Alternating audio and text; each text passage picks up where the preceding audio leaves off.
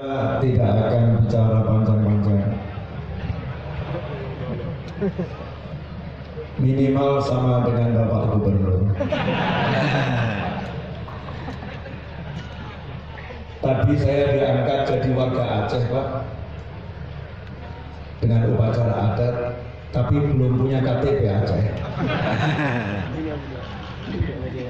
Kalau saya ini sebagai warga Aceh, bangga saya punya gubernur yang cerdas.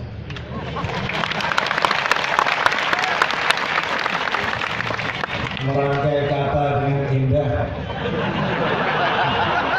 Di antara kalimat beliau yang saya sukai, yang saya hormati, Wakil Gubernur beserta istri. Lanjutannya itu yang saya nggak nyangka, yang saya hormati istri Gubernur. Saya yakin pulang dari sini, Masya Allah, cinta sang istri semakin.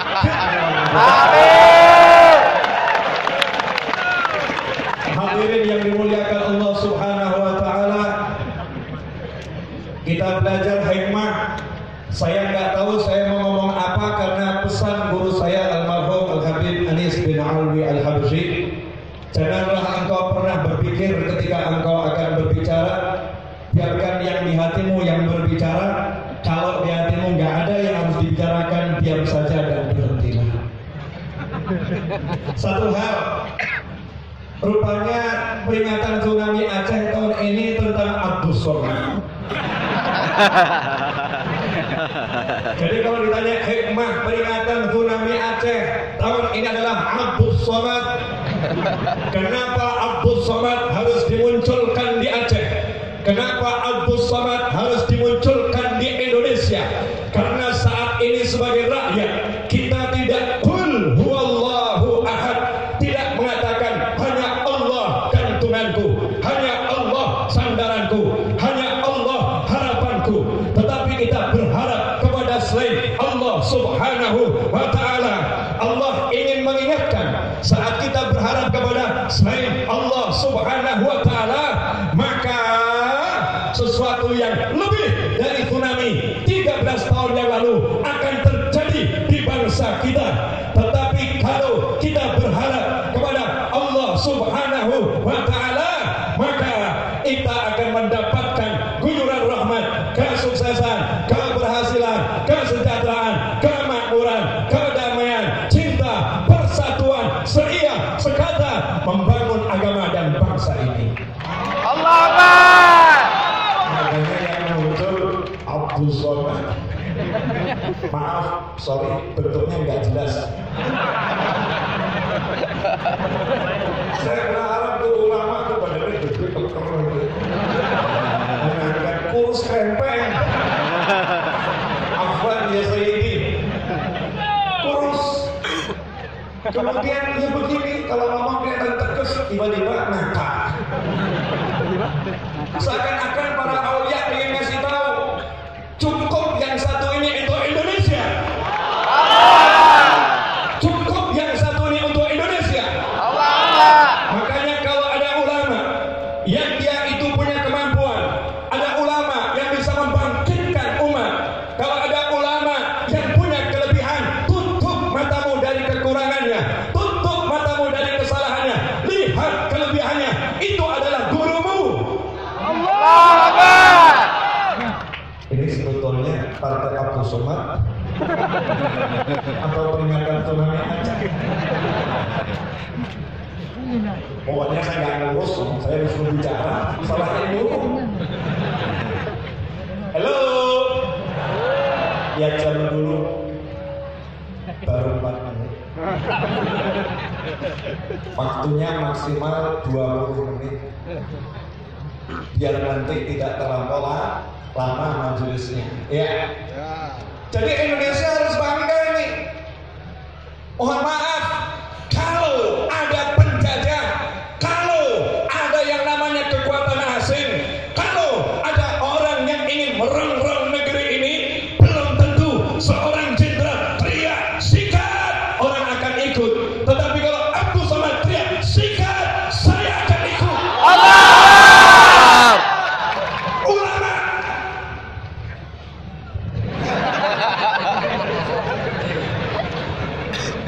Afwan Ustaz. Saya nggak dibayar tuh.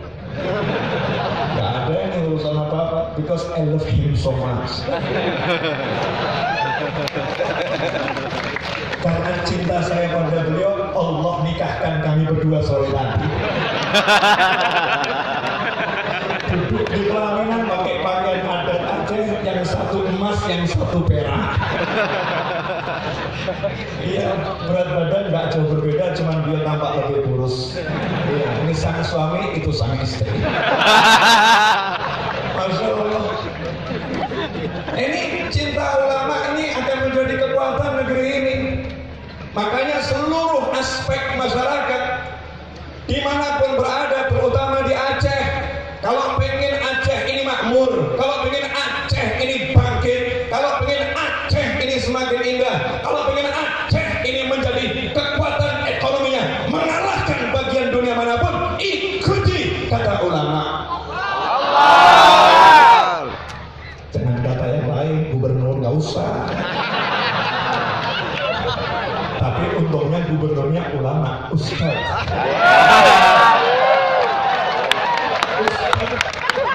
Kecerdasannya tampak tadi. Setelah bismillah, alhamdulillah, alhamdulillah aja ngutip Allah al-Wahidus Samad, nyebut-nyebut Ustaz Abdul Somad.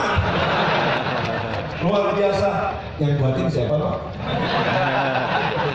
Buat sendiri tuh, beliau pernah nyantri, pernah nyantri, santri, Masya Allah. Jadi kalau pengen Aceh ini hebat, Aceh ini kuat, Aceh ini bangkit lebih dari yang lain, maka kuncinya adalah ikuti ulama. Dan itulah wujud dari pengamalan Pancasila. Kita ini dari kecil teriak Pancasila, satu ketuhanan yang Maha Esa, tetapi pengamalannya sering melenceng. Tidak ada sila kedua, tidak ada sila ketiga, tidak ada sila keempat, tidak ada sila kelima. Kalau sila yang pertama tidak diamalkan. Saya ini dulu pengatar P4. Boleh ngasih contoh? Misal di Indonesia Raya berdiri kekuatan yang mengajak persatuan, tapi nggak mau kenal Allah. Saya mau nanya, Indonesia bersatu atau hancur? Hancur. Tapi kalau berdiri sesuatu kekuatan yang mengajak mengenal Allah, mengajak beragama, mengajak taat kepada penguasa alam semesta, jagat raya, diri kita, jiwa kita, semuanya yang menguasai. Kalau kita taat kepada Allah, kalau ada kekuatan yang mengajak seperti itu, pasti sila kedua, sila ketiga, sila keempat, sila kelima pasti terwujud dengan baik. Pasti. Tidak mungkin tidak, karena nggak ada yang namanya ulama ngajak tukaran, ngajak pukul-pukulan, ngajak sikat-sikatan. Yang ada ulama ngajak makan, kumpul makan, nih pada makan. Yang di situ belum ya. Nah, ikhwani rahimakumullah, terakhir itu belum berarti usai. Seperti kata beliau, akhirnya, tapi nggak langsung akhir. Saya justru mau ngajak semua belajar hikmah dari apa yang dialami Ustaz Abdul Somad. Boleh ya? Boleh. Ke Bali diperkusi, ke Hong Kong diajak kembali naik pesawat. Betul ya? Itulah indahnya Allah kalau pengen membahagiakan hambanya, kalau Allah pengen menghibur hambanya, kalau Allah pengen menyenangkan hambanya, kalau Allah pengen hati hambanya berbunga-bunga lebih dari temanten baru, maka Allah buat dia mengalami yang gak enak, terus dapat yang enak. Itu rasanya enaknya luar biasa.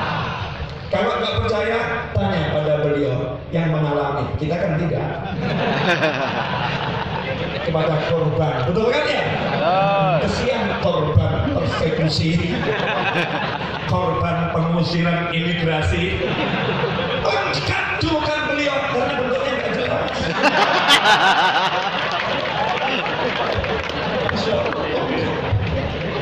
Tapi menjadi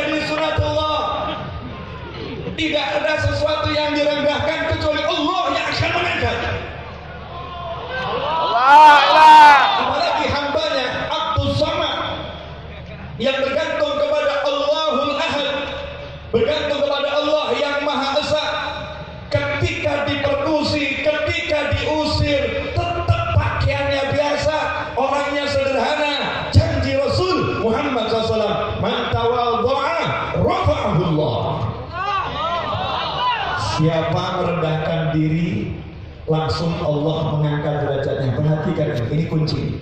Man tawadha'a rafa'ahu Allah. Siapa yang merendahkan diri, Allah yang langsung mengangkatnya. Gak pakai perwakilan-perwakilan, Allah yang langsung turun tangan, Allah yang langsung mengangkatnya. Begitu dipulangkan ke Indonesia, langsung dibawa ke Aceh, disambut Habib Novel sebelum kalian semua. Saya sambut tuh di bandara, kalian kan belum tuh. Saya sambut. Saya bilang nih, memang antum harus kesini. Itu Hong Kong, antum yang nggak suka sama Hong Kong, bukan Hong Kongnya. Antumnya nggak suka, kan nggak level gitu. Beliau kan lebih tinggi. Muslim mu'min, betul kan ya? Nah, rupanya di sini banyak kekasihmu, Ustaz. Di antaranya aku. Taman yang kita tak bersuah, walaupun sering berkata-kata di media sosial, di angkasa, tapi malam ini di Aceh Nangrul Darussalam yang Masya Allah kita dipertemukan dengan penuh cinta. Semoga hubungan ini tidak LGBT akhirnya.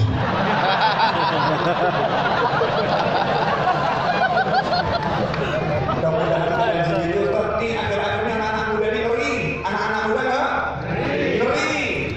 Makanya tuh yang pengen nikah, yang pengen kawin. Paham maksudnya? Demi orang tuanya bilang, Pak, unlock Hor Somad, please. Nikahkan kami. Kalau bapaknya nggak mau nikahkan, kabur saja. Nikah. Itu lebih baik daripada engkau kumpul-kumpul dan berzina. Nauzubillah min. Nikah ya akhir, nikah itu enak. Ada lagunya kan? Nikah ya akhir. Nikah itu enak. Kurang 2 menit. Boleh ya, 2 menit lagi ya. Boleh kan? Boleh ya. Saya tuh biasanya standar ceramah minimal 2 jam, Ustaz. Khusus di Aceh 20 menit. Diskonnya itu banyak banget. Jadi saya senang tuh. Alhamdulillah, biasanya 2 jam jadi 20 menit. Yes. Nikmatnya luar biasa. Nah, nikah aja. Mau nikah itu mudah. Kalau saya nanti jadi presiden tahun 4000 Masehi. Sorry Pak, kita nggak level Pak. Bapak cuma gubernur, saya nekat Pak calon presiden. Tahun 4000 Masehi. Tahun 4000 Masehi. Kenapa saya pengen 4000 Masehi? Karena 2019 rakyatnya masih Anda dan saya yang modelnya begini, repot. Kalau 4000 Masehi semua isdet kemungkinan besar udah kiamat, gitu kan? Kalau saya jadi presiden tahun 4000 Masehi, undang-undang yang pertama kali saya rubah adalah undang-undang pernikahan. Undang-undang pernikahan. 1, kalau ada perempuan usia balik belum menikah, orang tuanya saya penjara 20 tahun.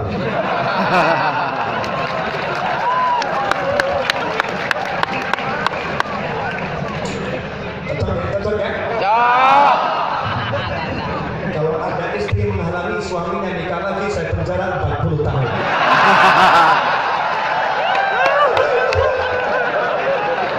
Cocok. Sabar.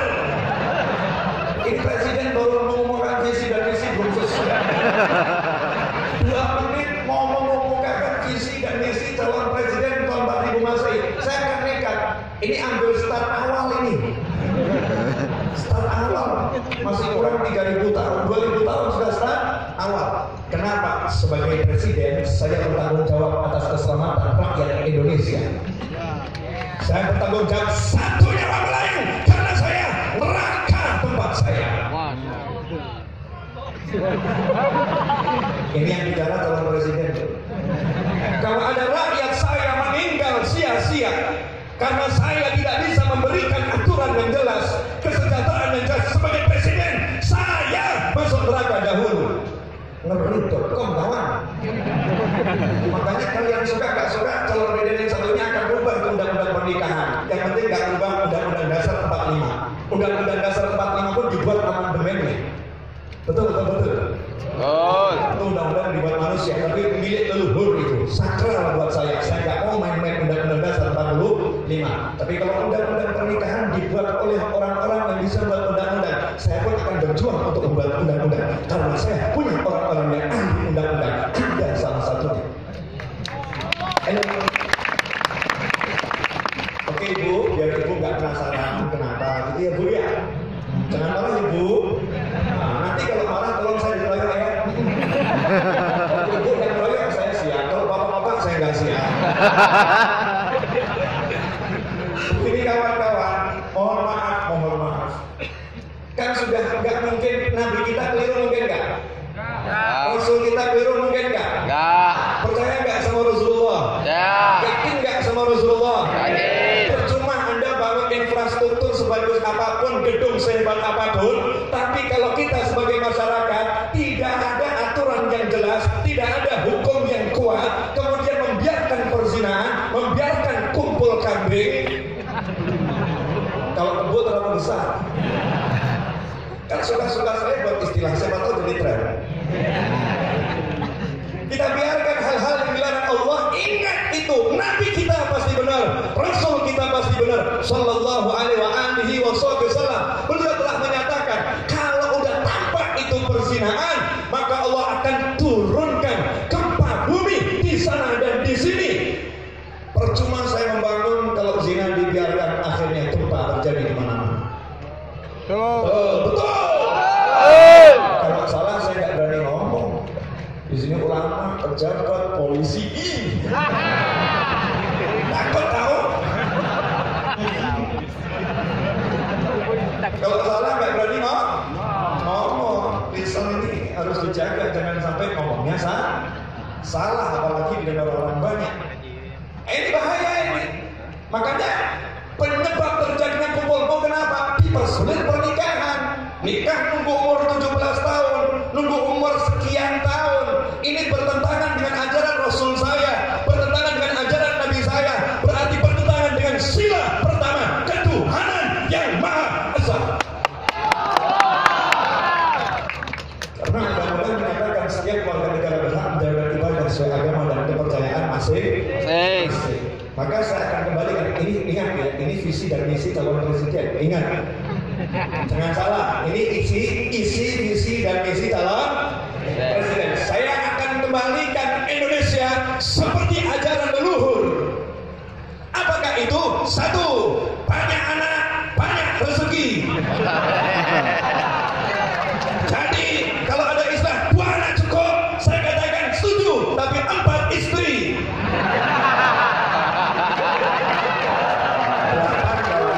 Fokusnya bukan masalah istri, anak tadi loh. Kan negara sementara mengatur 2 anak cukup. Jangan lawan hukum negara, tapi jangan hilangkan ajaran leluhur. Karena leluhur kita nggak asal bicara. Orang-orang dulu tuh semua dengan zikir, dengan puasa, dengan perenungan.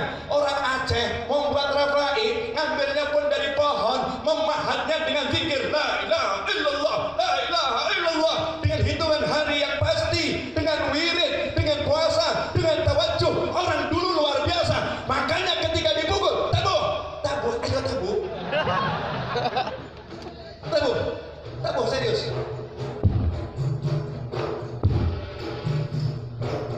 La ilaha illallah, la ilaha illallah, la ilaha illallah, la ilaha illallah, la ilaha illallah. Kasih pukulan terbaik. La ilaha illallah, la ilaha illallah, la ilaha illallah, la ilaha illallah, la ilaha illallah, la ilaha illallah. Cukup.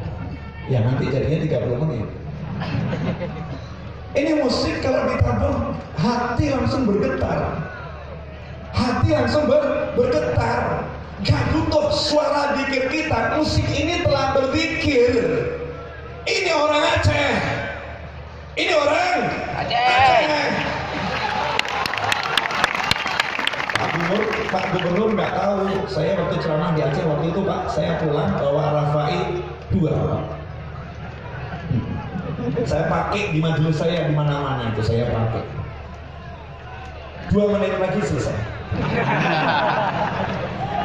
Boleh ya? Boleh. Nggak apa-apa. Kalau panitia bilang nggak boleh, saya ikut suara berbeda.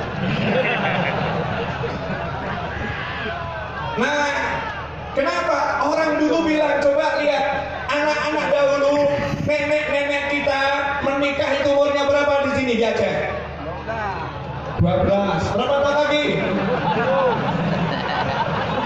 Kalau di Jawa itu nenek-nenek saya menikah 12 tahun, 13 tahun, 14 tahun. Kalau 17 tahun belum menikah, orang Jawa bilang perawan tua. Betul. Betul. Jadi kalau peraturan yang sekarang 17 tahun baru boleh menikah, apa kata leluhur kita dari alam barzah? Bagaimana anak cucuku ini? Kuajarkan segera menikah. Kenapa tua baru menikah? Akibatnya karena masih muda dilarang menikah, yang terjadi hubungan di luar nikah. Jadi nasihat ulama tidak akan berarti kalau sistem ini nggak dibangun. Kalau sistem nggak dibangun susah. Mau tiap hari ketemu orang Aceh cantik-cantik, pemudanya ganteng-ganteng. Oh setannya juga luar biasa. Oh setan di Aceh ini kelasnya lain dengan yang di Solo. Beda. Semakin baik tempatnya, semakin besar setannya. Serius begitu.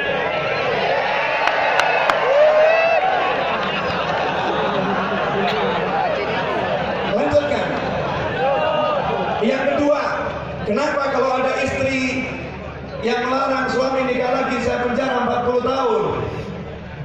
Karena istri itu telah melanggar kebebasan seorang pria, hak pria untuk menikah, dan telah melanggar hak wanita untuk dinikahi. Maka dia telah melanggar hak asasi yang paling asasi setiap manusia untuk menikah.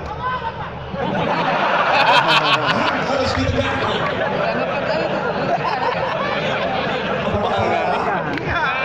Saya mau tanya kepada janda-janda yang belum menikah, ketika Anda jatuh cinta kepada Ustaz Abu Somad, kemudian istrinya melarang, apakah Anda tidak sakit hati? Emangnya aku bukan perempuan? Emangnya aku bukan manusia? Mudah-mudahan istri beliau nggak nonton. Aman Ustaz. Istrinya ngomong jangan deket-deket Habib Novel bahaya. Ya. Terus kenapa? Karena yang terjadi adalah pria-pria akan menikah kepada wanita dengan sembunyi-sembunyi, sehingga kaum wanita dirugikan secara hukum negara, tidak mendapatkan pengakuan, tidak mendapatkan haknya, tidak bisa mendapatkan warisan. Itu semua karena apa? Karena pria dipersulit menikah lagi. Pasal ketiga. Bu, pasalnya tadi belum selesai. Nah, ini pasal yang paling menguntungkan kaum wanita. Kalau ada pria yang menikah satu atau lebih dari satu, kemudian pria tadi tidak berlaku adil, tidak mengayomi, tidak menjalankan tugasnya kepada suami, tugasnya kepada istri selaku suami, kemudian sang istri melaporkan halnya kepada pengadilan agama dan perkaranya dimenangkan oleh pengadilan agama, maka pria tersebut saya jatuhi hukuman kaki dipukul sampai semper dan penjara 70 tahun. Silahkan mikir kalau mau nikah lagi. Betul Bu? Ibu cocok dengan saya? Awalnya nggak cocok, akhirnya cocok pula. Makanya ikut di pertandingan sampai terakhir. Saya terima kasih. Ya, saya terima kasih. Sudah dibawa ke sini. Ya, sudah dibawa ke sini.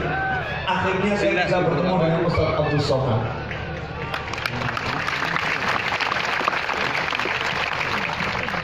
Presiden itu jam terbangnya kalah dengan beliau. Mau ketemu presiden mudah, ketemu Abdul Somad susah. Kenapa? Karena tiap hari beliau keliling ke sana dan ke sini, keliling ke sana dan ke sini sampai mengorbankan lelahnya, capeknya demi Anda semua. Mudah-mudahan beliau tambah ganteng, tambah sehat, Amin. tambah pintar, Amin. tambah menenangkan. Amin. Yang musuhnya semakin sakit hati. Amin. Yang gak suka semakin stres. Yang gak suka akhirnya putus asa. Dan ujung-ujungnya gantung diri. Kok amin ngawur? Nah, ini beliau ini banyak yang gak suka. Kenapa? Karena beliau disukai Allah Subhanahu wa ta'ala. Sudah menjadi suratan. Siapapun yang dicintai Allah, siapapun yang disukai Allah, pasti diuji. Rakyat Aceh disukai Allah, masyarakat Aceh disukai Allah. Maka Allah berikan ujian namanya tsunami. Itu bukti Allah cinta kepada Anda semua.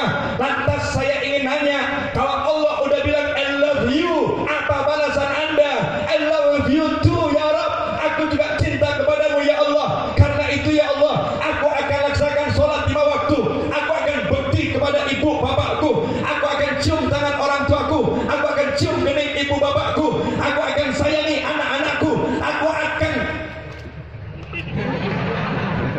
Tapi yang satu ini mau ngomong begitu bab istri Pak. Aku akan jadikan istriku ratu di negeri.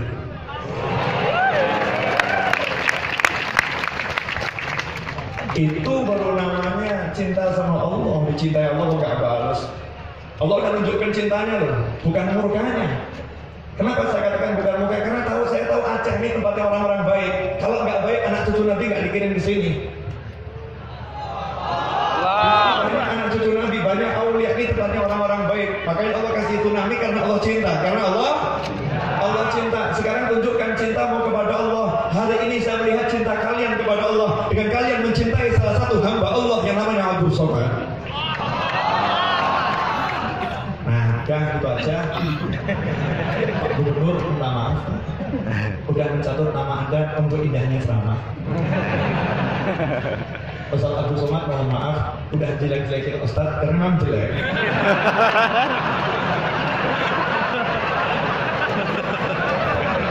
Tapi yang penting ini Ustaz kan bahagia semua gitu kan ya. Karena untuk membahagiakan orang harus ada orang yang kita jatuhkan. Terima kasih, mudah-mudahan barokah manfaat. Mohon maaf. Wassalamualaikum warahmatullahi wabarakatuh. Waalaikumsalam.